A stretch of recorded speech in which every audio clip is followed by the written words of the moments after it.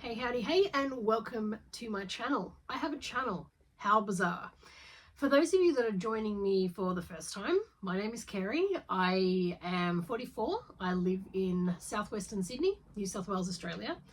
Some of you may know me from my Viva la Buttercream days where I taught cake decorating and all things buttercream awesomeness. I still do that from time to time, but I put it away a little bit after COVID, which is when everything kind of screamed to a halt. Well, everything for everybody screamed to a halt. Since then, I have been exclusively homeschooling our youngest son, which has not left a huge amount of time for free things. But now he's a little older and able to self-direct a little more. I'm able to eke out a few hours here and there to do things that are of interest to me. One of the things I really wanted to do was create a YouTube channel. Now, something you'll notice about my channel is I'm not going to edit this. If I flub my words, they're staying in. If my cat, who I'm looking at right now because he's up to something, if he jumps in and knocks the camera over, I'm going to fix the camera back up. See, he heard his name. He's like, I'm coming. I'm leaving it all in. I want to say it's because of realness, but to be honest, I just can't be stuffed editing. I hate editing. It's boring. So I used to work in live video, and I loved that because there was no editing. The second I yelled cut, I was done, and it was brilliant. Now, we are in my office. My fairy cave, whatever you want to call it. There is a little bit of chaos behind me at the moment because I'm in the process of putting together a sort of like commonplace scrapbook. So that's what's behind me there, and you can see a lot of my bits and bobs, my fantastic keyboards behind me. They will all be the subject of a upcoming video. But what I wanted to talk about today, as it's the 1st or 2nd, I can't remember what day it is. I think it's the 2nd of May today. So we are in EDS and HSD Awareness month. Now, I have been diagnosed with HSD. So I thought I wanted to, for a while now, for about 2 years. So I wanted to go through just briefly what EDS and HSD are. Looking forward to the Road to 2026 that the Ehlers-Danlos Society is putting together for release this December, and what that means for reclassifications, and just some general information about what I go through. Now, I want to stress I am not a doctor, which means I'm willing to admit I'm wrong. In joke laughing, but like real tears. I will, of course, give you links to all of the information. When someone says source to me, I will give you all of my sources, all of them, even if you don't want them. So check the box below. I will link to all of the very best research that I think is a great start, and links, and all of the things will be in the box below. I don't actually know what you call the box below, but I've heard Wheezy Waiter say the doobly-doo. I don't know if that's legit, but anyway, it'll be in the box below. I digress. I do that a lot. Stay with me. You may also know by now I have been diagnosed with autism and ADHD, which explains the hyperfixations and also my ability to change topics at the speed of actual light. But circling back, we can do it. HSD. So HSD is hypermobility spectrum disorder. It was coined, I suppose, in 2017 when the Ehlers-Danlos Society got together and decided to streamline and create chaos for people with connective tissue disorders, and explain, okay, this particular type is connected to this gene, and that at the moment, as we talk now in May 2026, there are 14 genetic subtypes, which means that they have found a gene that links to that particular subtype, and that is what it's called. So, for example, oh golly, try to think of them off the top of my head. Collagen 12A1 is connected to myopathic EDS. They don't currently have a genetic marker, a reliable genetic marker for the most common type, which is hypermobile Ehlers-Danlos syndrome, which you may find as we talk is remarkably like HSD. That's a problem, and that's something that has bugged a lot of the community, and it is something that they are hopefully going to fix in December and not make worse. On paper, HSD, which is hypermobile Ehlers-Danlos syndrome, and hypermobility spectrum disorder are basically the same, and a lot of people think that's because they are the same. When they created the classifications, which I'll put that in the box below, when they created the classification, like the criteria, sorry, for hypermobile Ehlers-Danlos syndrome, they got very specific, and some of the things that they used as criteria occur almost as much in the Ehlers-Danlos community as they do in the control or non-connective tissue disordered society. And then there's other things that are really common amongst people with connective tissue disorders that don't feature in the criteria, and that's been another thing that's kind of bugged people. But there's 3 sections. The first one is the Beighton test. Now, you may have heard the Beighton test before is like hypermobility, so they test certain points of joints. Excuse me. It's a score out of 9. For adults, I believe you need to get over 5. I have a 7. Now, there are people that clearly have something going on that don't reach 5, and they have then missed out on hypermobile Ehlers-Danlos syndrome and have been given HSD. That's one of the problems. Now, I myself well and truly meet the criteria for hypermobility, but I miss out by 1 point in the second criteria, which is another thing that's tripping a lot of people up. Those criteria, as you'll see if you look them up, talk about things like abdominal hernias, can't think of a single thing, aortic root dilation, or like, what's the word when your veins, oh Lord help me, I can't think what it's called. You'll see when you look up the criteria. There's different things. I get 4 out of the required 5. So I don't get hypermobile EDS. I go to HSD. Now, and the third criteria is widespread musculoskeletal pain and tic. Like, pretty much no one is coming to look for this thing if you haven't got that. So that's pretty common to get. Another one that is a problem is, like, do you have a first level family member diagnosed? Well, considering how heckin' hard it is to get diagnosed with this, very few people actually have a first degree relative that has actually been diagnosed. My mum, who has passed away, I would bet dollars to donuts that she had the same thing that I have, and obviously there's no way she's going to get assessed. She's passed away, but also in her lifetime there really was very little understanding of this. Sorry. It should be noted that there are a lot of comorbidities. Excuse me. A lot of comorbidities, and my neighbour's just started his motorbike. Coffee break, tea break, just one moment while we wait for him to rev this, just a sec. I don't know if that's coming through as clearly for you as it is for me, but there are a lot of comorbidities with hypermobile conditions, including severe allergic asthma, which is why I cough like I don't know why I cough. I can't even think of an analogy. Brain fog's another one, by the way. So those criteria are a little bit controversial because they narrowed the field significantly for purposes of research, but that did exclude a lot of people. Now, they say, oh, HSD is no less than HEDS. It's just hypermobile Ehlers-Danlos syndrome. People usually call it HEDS. It's no less than HEDS, but I can assure you it's treated as less. I can assure you it is. Doctors here in Australia, they more or less, most of them have heard of Ehlers-Danlos syndrome, but they don't understand the nitty-gritty, and they definitely don't understand what HSD is. So that is something that I would love to see fixed, because I think a lot of us kind of in the HSD field understand how alike both HEDS and HSD are, and the fact that splitting them as they have been split is not helping anybody. There's a great study which I will link, an Italian study that sort of went through, and basically the spoiler alert at the end was like, the corporate wants you to tell the difference between these two pictures, they're the same. But also too that they found that a lot of the criteria were not necessarily very good at kind of nailing down what is and what isn't.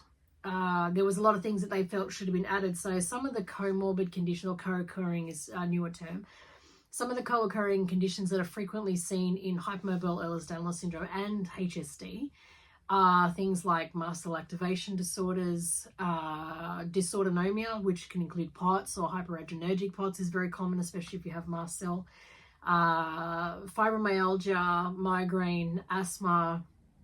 Neurodivergence is a massive overlap with hypermobility. So there's a lot of emerging research on the huge co-occurrence of those, and that is very exciting. I'm very interested to see more of that come out.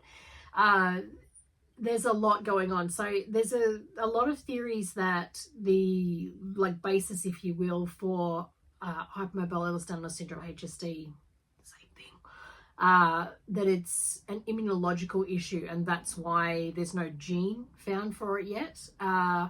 Mast cells actually exist inside tissues as well, which is why when you have hypermobility, you're more likely to have a mast cell problem, because if you have stretchy tissues, more mast cells are likely to be released. So rather than them being improperly released, they're getting released because our silly string was bought off Temu. I've digressed a lot. So if you're still with me, thank you so much. So a connective tissue disorder, basically, connective tissue is pretty much everything you can see here. Connective tissue is in your skin, it's in your muscles, it's in your tendons, it's in your ligaments, and it's in your veins. It's everything. It's even in bone. And it's not just the connective tissues themselves, but it's how they connect or don't with each other that's the problem. You can get genetic testing to see if you have a genetic type. The problem is genetic testing isn't foolproof at the moment. There are a lot of people getting what they call a VUS, or a variant of unknown significance, which is, I have one of those. Excuse me, I had genetic testing done, and I have a variant of unknown significance in collagen 12A1, which is in the one that's used for myopathic EDS. Now, excuse me, there are only about, I think at this time, about 23 people worldwide diagnosed with myopathic EDS. I clearly do not have the severity of the people that are diagnosed. Now, excuse me, I'm so sorry. I assume, again, not a doctor, I assume that it will eventually bear out that each particular gene is a spectrum, and you will have people that are severely affected and people that are mildly affected and everywhere in between. I think that my particular presentations of connective tissue disorders fall under the myopathic strain, but obviously I'm able to walk. I don't have the profound problems that the people that are currently diagnosed with it do have, but I do have hypermobility spectrum disorder. So I think probably what will bear out is that a lot of people with hypermobile EDS have presentations in different areas that have yet to be found. It is quite the tapestry. Honestly, I don't envy the researchers, because it is quite a lot. It is a huge area of research that is going to continue to be puzzling for decades to come, I would imagine. And it's a fairly new area of research, even though Ehlers-Danlos syndrome itself has been I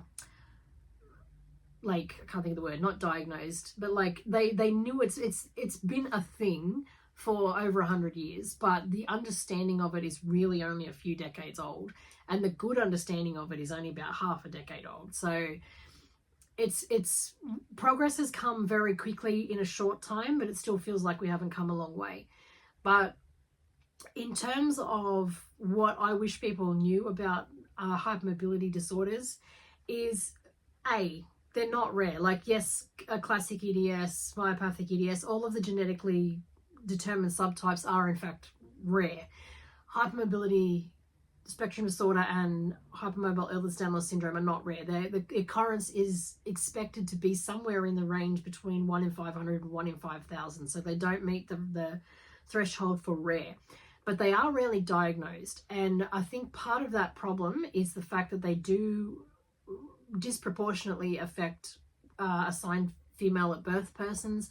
There's also the struggle for people that are BIPOC and gender non-specific already struggle to get recognition and listened to in the medical realm.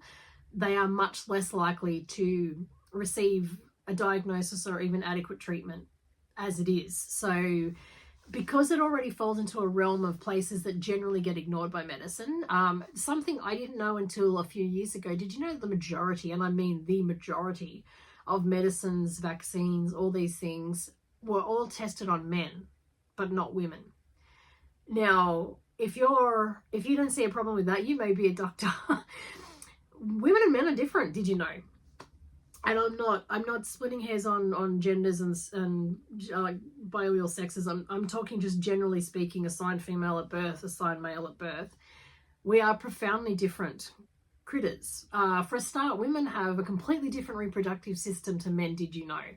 How things may affect a biological female body will be different to how they affect a biological male body, and they didn't count for that. So even medicines that are, they're safe to take, they affect, menstrual cycles, or they affect fertility, or they affect all these things that they didn't count on because they didn't check them on women. Whole other tangent I could go on. I'll come back. But that is a problem that they predominantly, not always, but they predominantly affect assigned female at birth. So that is classically an ignored community accessing medical care as it is. So there's your first problem. The other problem is that we have kind of, I don't know, what's the word I'm looking for? We've kind of associated being bendy with being a good thing. So dancers are hypermobile, gymnasts and things like that. It's cool, it's fun, it's even sexy. It is sexualized a lot. Oh, you can look how bendy you are. What a great thing that is. One of the problems that I think really should be kind of teased out here, the difference between hypermobility and a problem with hypermobility isn't the fact that you're bendy, it's the instability of your joints. And this is the bedrock of sort of hypermobile and HSD. It's not just so much about how far you can bend, it's like, do your joints move in properly? So you might be super stretchy. Most people can train a good amount of stretch. So back in the day, reaching over the box in gym class kind of thing, most people can train flexibility. What you can't train is the instability of your joints. So that would be something where you have either a dislocation or a subluxation. So the difference between a subluxation and a dislocation. So if I'm just pretending to be a joint, okay? A dislocation is completely leaving the seat, joint has left the building. It is now checking out the world around it. A subluxation is where it's not in its assigned seat, but it hasn't completely left the building. So it may be sitting off, it's in an improper position, but it hasn't completely left the joint. Happens a lot, especially too with ball joints like shoulders and hips, but also really, really common in knees, fingers, wrists, a lot of places that are not tested by Brighton scale as well, which is another part of that controversy. But so your ability to be stretchy and things like that is not inherently the problem. The problem is how your joints function. Now, instability in a joint is one of the things that can cause a lot of pain, because it's not just the fact that, ouch, my joint is moving, but it's how hard those muscles around that joint have to work to do the job of the connective tissues that are phoning it in. So again, if I'm using this as my joint example, so if this is, say, my shoulder, right? So this is how my shoulder is supposed to hold, and my connective tissues will hold it and let it move around, will let this move and stop it from wandering off. Now, if my connective tissues are dodgy and they're kind of letting it sort of sag and things like that, what's going to happen is my deltoid muscles particularly, but also my back, my trapezius muscles and my abdominal muscles are going to work really hard to make sure that it holds in the right position. So things you're going to have a problem with there is obviously muscle fatigue, muscle pain. You get a massage because you want to relax those tight muscles, and your joints are suddenly worse because they were doing two jobs. But the other problem that you can have too is that the song, as you know, goes, the knee bone is connected to the leg bone. Not so much, as it turns out, but also too, when you have a really tight muscle, that's going to then start pulling on somewhere else, and that's how you then start getting other things getting wonky. That's how you get, that's like classic, this should be your spine, and then this is your spine on EDS. it's not, you could have scoliosis. I mean, that's very, very common in EDS. It's not so much that you have a bendy spine that's the problem, but you also do pull yourself out of whack. We tend to get a lot of sway back. So the lower part of your back, if this is your lumbar region and this is your cervical spine, so here's your head, here's your butt. So this is your stomach, and instead of being sort of slightly curved, you're getting this more kyphotic scoliosis kind of bend. You're more likely to get something they call military neck, which is where instead of having a curve to your neck, you have a straight neck, but your neck is pointing out forward. I don't know if you can see me the way I'm sitting. So instead of being like that, you're kind of getting this like checking the source kind of thing. Very common for people that look at their phones a lot, but also is something that happens to people with EDS because we're in the wrong spot.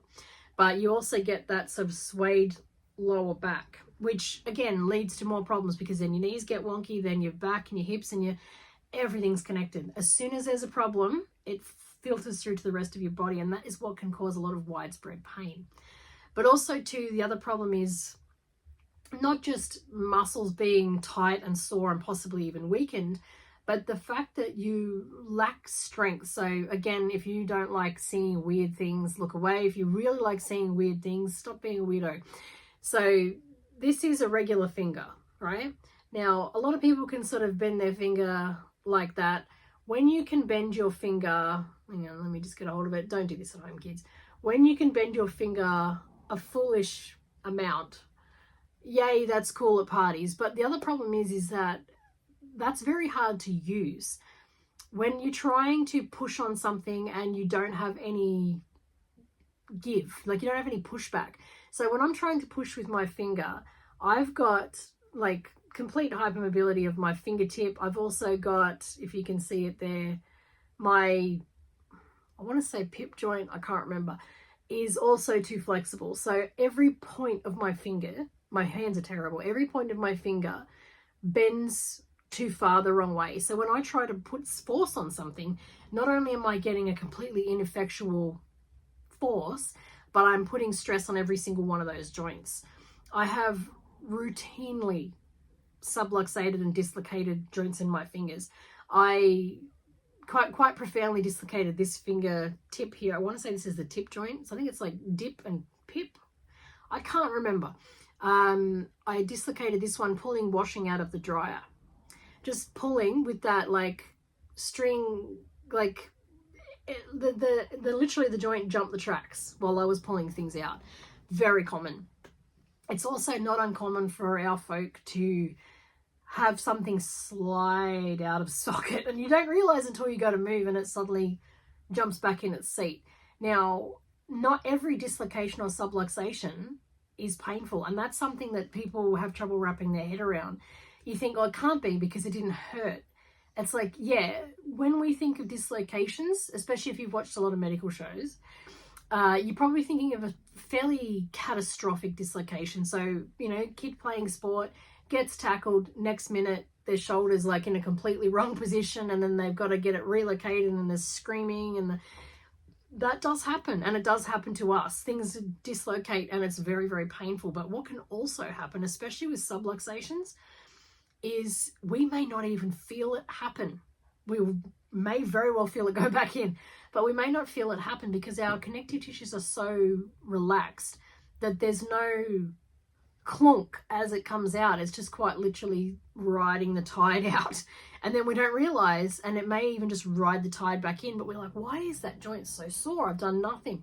Because it has quite literally swayed like seaweed for hours and you didn't even notice. Happens a lot in sleep too. We can have a lot of injury during sleep because obviously if you want to go lift something and you think my shoulders are really dodgy, you're going to brace yourself to lift a certain way so that you've got everything secured. While you're asleep and you're jelly, who knows? Who knows where this goes? It's on an adventure. So you'll find too that if you're the sort of person that wakes up very sore, our people tend to like a lot of squishmallows, a lot of body pillows, a lot of getting blankets just so that we actually can sleep comfortably, because pain insomnia is a thing, and that's where your discomfort, your physical discomfort, is preventing you from sleeping. I get a lot of that with migraines. I have a lot of it's not found on imaging, which is another fun thing. It's not found on imaging, but I've got something seriously screwy with my neck. When I'm asleep, I will wake up a few times and be like, oh, I feel weird. Oh, back to sleep. Wake up in the morning with a headache. And that happens probably 40 to 50% of days. I wake up with a headache. Hot shower, usually some painkillers or something, will usually see it on its way. Sometimes it will move on to a migraine. I have multiple things that trigger migraines, but my neck going weird while I'm asleep, unfortunately, is one of them. Other very, very common thing. So I don't even know where I'm going with this. I'm going all over the place, and I can hear myself going, dude, this is like buckshot of information. There's like a bit here, a bit there, a bit there, a bit there. I hope very much that any of the videos I ever make on anything either entertain you, God help us all, or give you some sort of information. If nothing else, give you a starting point. How I came around to understanding that I had a connective tissue disorder was I happened to be following Jamila. She's fantastic, love her. But one day, a couple of years ago, I heard her say, oh, and I have EDS. And I'm like, I'm nosy. I got to know more. One of my tenets of my autism is like, here's something, and I go, I have to know everything about it. And I look it up. I looked up EDS, and I started to see I'm like, okay, now we know what we're looking at. And I thought, I have this. I have this thing. This is a thing that I have. Oh, now this is so easy. I know what I have. I just need to go to the doctor and tell them, hey, I think I have this, and they'll test it and everything will be fine. Ha! Yeah. Even if you know what you have, that's not the end of it. Getting a doctor to be on the same page as you is like, it's far easier to like nail sand to the wall.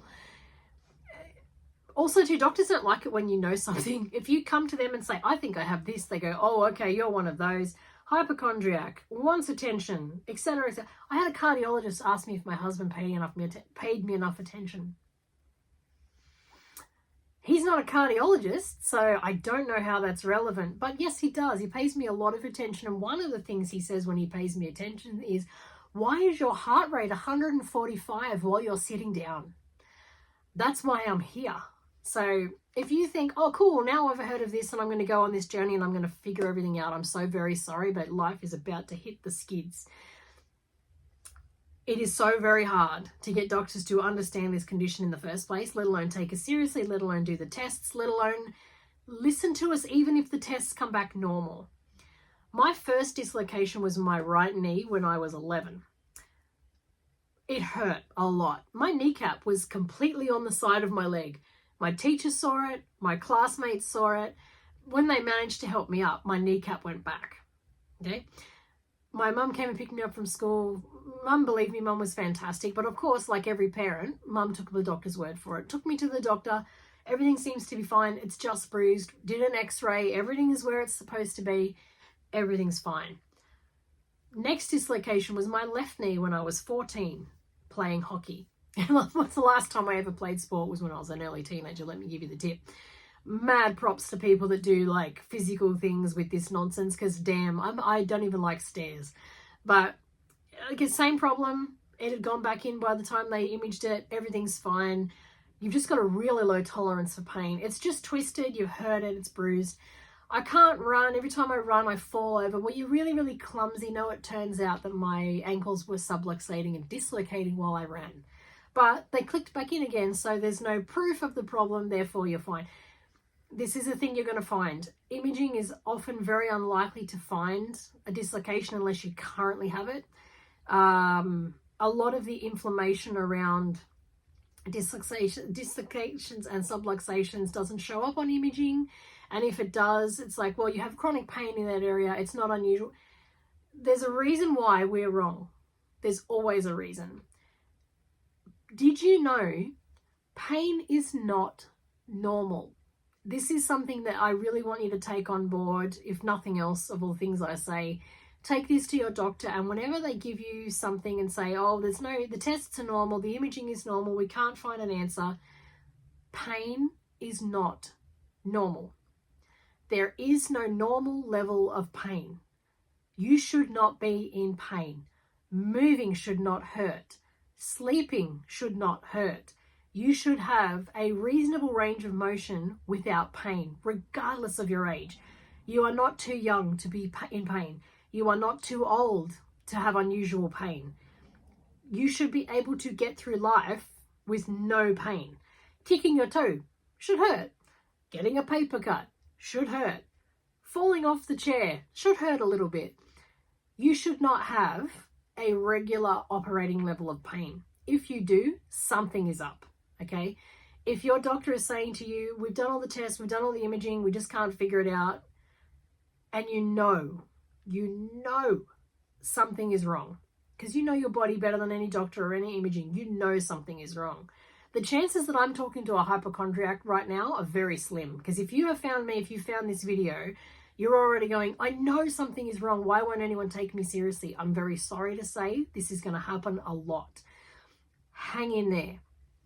See a new doctor. If you have a good doctor that's sort of going, look, I believe you, but I can't find any proof of this. If they don't then go, but we'll keep looking, you say, thank you for your time. I'm going to see somebody else.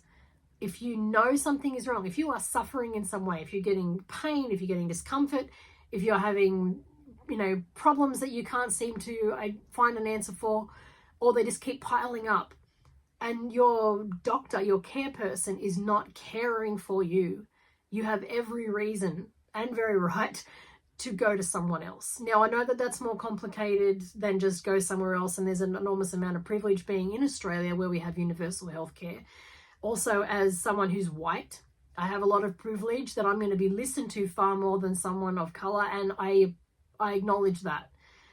It's not just a simple matter of, well, just get up and leave. Like, it's not that simple. I realize that.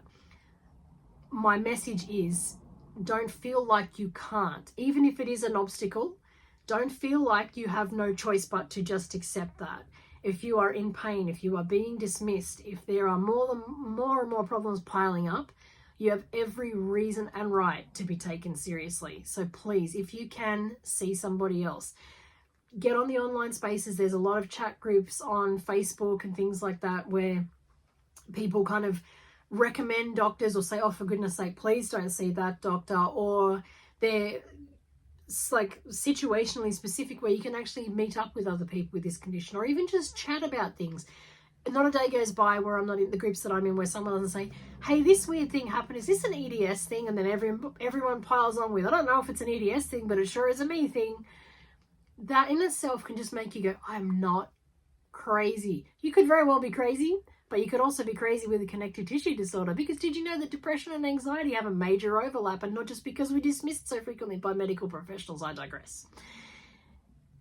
There is a lot to this whole cavalcade of connective tissue disorders. I'm going to do my best this month to try and make videos about this. I say this every year, and every year I get absolutely smashed by a flare. It's possible that I get smashed with a flare because I try to do something constructive on repeated days. It's also possible that because we're now going into winter, I get smashed harder by cold weather. Even though I don't do well with heat, I get smashed harder by cold weather. So I'm going to do my best to pop a video together about specific things. This is one of my general rambles, and if this is your first experience of me, hi. Yeah, I'm a lot, and that's okay. One of the things I want to do with my YouTube channel is this is going to have stuff on hypermobility, on mast cell, on asthma, on neurodivergence, papercraft, dinosaurs, sharks. I'm throwing everything out there because one of the things I'm going to do this year is I'm going to be me. I have now been diagnosed with autism and ADHD. I now understand why I am the way I am. And I'm also very now aware too of just how much of me I was smothering with a pillow for the majority of my lifetime, and the pillow is off. I am going to be 100% full tilt crazy. I'm going to be as much as I want to be. I'm going to make weird noises. I'm going to talk in movie quotes. I'm going to have 101 fidgets if I feel like playing with them. I'm going to go on tangents. I'm going to circle back, and I'm not going to be sorry for it because that is me. It is 100% me, and that is what I'm here for. There will be days when my videos are going to be low energy because I'm low energy, and that's okay. There are going to be days like my first video, if you watched it with me doing my flip through of my journal, where I'm going to forget like 1 in 5 words because my brain fog is crazy. I'm kind of hyper today because I listened to about an hour and a half of Broadway songs before I went to bed last night, which was a big mistake. But I had a lot of fun and I woke up with energy. So maybe it wasn't that bad an idea. My husband's also 3D printing me a Triceratops skull, which is really cool. He actually printed me a Mosasaurus overnight. Isn't that rad? I like dinosaurs and sharks. And Mosasauruses are kind of like a little bit of both. So rad. Because they're actually in the reptile family. That'll be a whole other video. I'm a lot. I hope I'm your amount of lot. If not, that's okay. There is plenty of other internet to experience. But I really, really hope I'm able to give you some information, maybe entertain you, and maybe if nothing else, you might look at me and go, whatever's happening in my life, at least I'm not her. And if that's what I am for you, that's okay. I'm okay with that. I hope you guys will join me for my next chaos video. Hopefully it will be in the next day or two, but who knows. But either way, I'm glad you're here. Thanks for joining me.